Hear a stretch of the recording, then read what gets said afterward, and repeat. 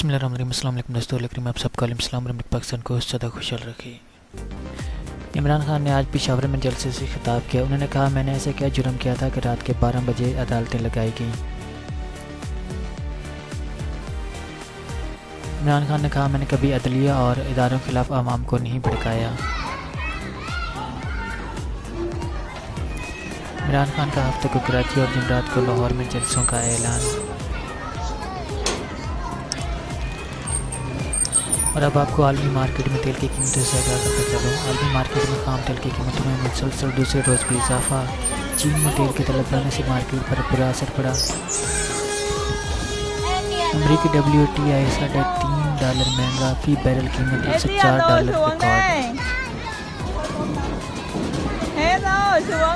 چینی آئل و gas company کا برطانیہ، امریکہ اور کینیڈا میں کاروبار ختم کرنے کا منصوبہ۔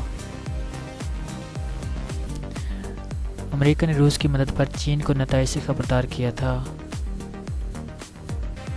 Thanks for watching. سدا شاد و آباد رہو۔ اللہ حافظ۔